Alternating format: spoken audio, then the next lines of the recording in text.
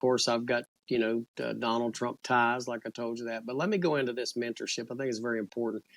And I think this would be part of the thing that I would do if elected as your governor in Alberta, is that I would definitely take mentorship to the next level. We have things that we do in our state and in other states, just like what I'm talking about. But you have to have youth leadership. So every year, it's not as good now. It needs to be improved upon. But every year we bring kids into the legislature to serve as pages so that they understand how the state government works. Now, most of them are kids of other politicians or their buddies or things like that. And but I'm very cognizant of grabbing kids that never would get that opportunity. So I go to schools. We look for people. We look for kids, and I'm not looking for the number one child. I'm looking for the one that's struggling right now because they need something to motivate them. And maybe it's not this day of serving as a page on the Senate or the House floor. But that experience is one that generally helps to boost their ego just a little bit. I go in and I look and I see, look, our kids are beat down. They're beat down. They're beat down with excessive schoolwork. I've got a son right now who is in the 9th grade, honors algebra, honors English, cutting 100, pushed to make 100 plus, constantly working on something, constantly doing something. And I'm thinking, where's the time to play and be a child at? Because the schools have put so much on them, because they're told now he could goof off, he could clown around, and drag home B's and C's, and be a perfectly fine student. But that's not what he wants to do.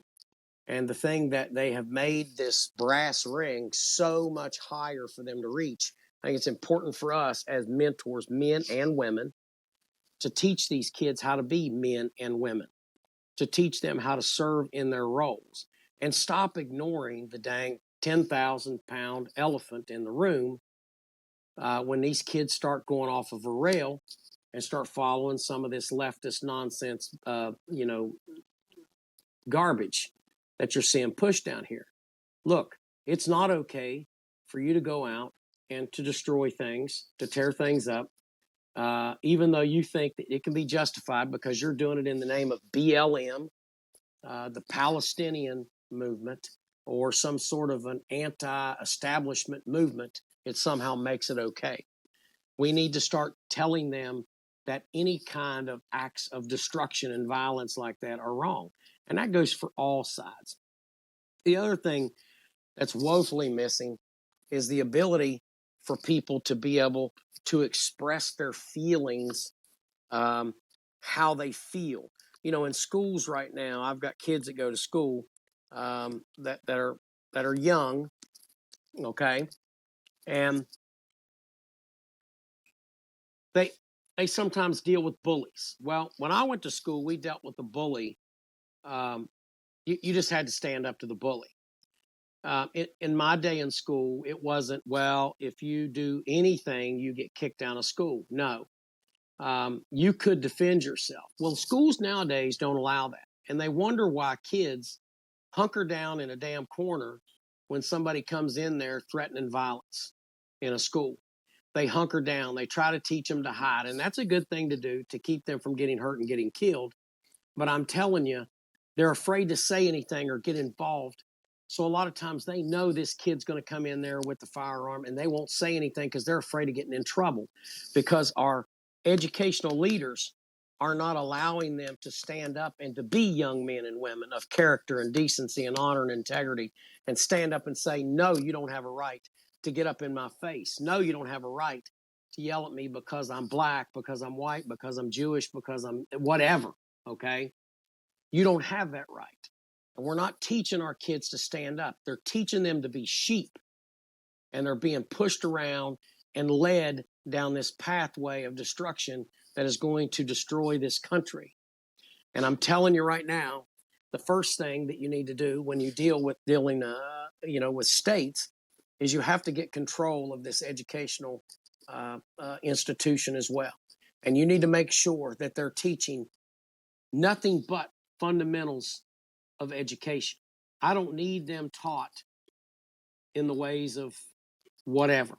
If you want to do that, then you set up debate teams and you allow these schools to debate, current topics with each other. You give both of them a side to take, and you allow them to openly to be able to say and to speak the way that they want to speak.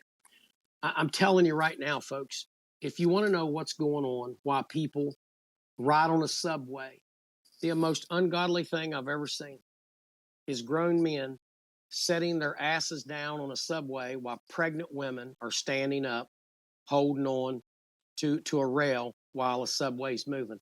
That would have never happened. That would have never happened in the 50s. That would have never happened in the early 60s. And it would never happen with me, because there's no way that I could plant my butt in a seat and sit and watch some old woman or somebody that is feeble or somebody that is pregnant bouncing around. You see, we have to learn to teach men to be men and women to be women again. And I think that's important. So that's my hopes with this. Now, some people will disagree with me, Greg and Val. They'll say that I'm old-fashioned. They'll say, well, you're just a bigot or whatever. Shit, anytime that they disagree with anything you say, that's what you are. You're a bigot. You must be a racist. You must be a sexist. You must be these things. No, I just realized my wife realizes that there's things that she does that I can't do. And there's things that I do that she can't do. Like I can't have a baby. Okay. But she can. And she's done it very well many, many times. Okay. And we have beautiful children. She gives a level of nurturing and love in our home that demands respect.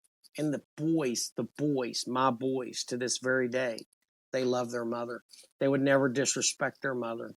They still walk up, they kiss their mother on the cheek, they give her hugs, they tell her that they love her. Okay, 30 years old, and they still do that. Okay, because they know that that's just the way that it is. And I think that is an absence. There's an absence of that. So then you go to school, your teachers got your kids longer than you've got them. So, you that are out there doing homeschool, God bless you, because you're not allowing that to happen. But if you are one of those that have that happening, you need to be very, very involved and understand what they're being taught and listen to them when they come home. I'm afraid to stand up to this person because I'm going to get in trouble, but they keep picking on you every day. And when they pick on somebody every day, that destroys their self-esteem a little bit every day. And because they're afraid of getting in trouble by turning around and saying, leave me alone. Speaking up now will get you detention home. If somebody walks up and slaps you upside the face and you knock the crap out of them, let me tell you, when I went to school, it got you a pat on the back from the coach. Stand up for yourself, boy. Don't let somebody push you around. It didn't get you kicked out of school. It got that other person kicked out of school because it was the person that started it. So what's happened to that? What's happened to holding people accountable? And that includes these kids. These kids are taught this crap at their homes by either the presence of a terrible parent or the absence of a parent. But whatever the case may be, it takes a village to raise these kids. And sometimes the best thing that can happen to them is for you to let those kids that are getting bullied just wallop the shit out of them, and then they'll realize that I can't do that. There is a punishment for my actions. All right, I'm going to stop there. So it's not all about violence. Sometimes you can stop it by saying, stop, But teachers are embedding it into these kids' heads. Don't say nothing. Run away. Walk away. You're teaching them to run away the rest of their life by doing that. And I'm telling you, guys like me had to take kids like that over to places like Iraq and Afghanistan and teach them, no, it's not okay for you to run away.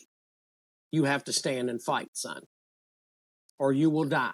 They will shoot you in the back just as well as they'll shoot you in the face. And you have to teach a level of courage because we see this in public school systems where they're destroying it.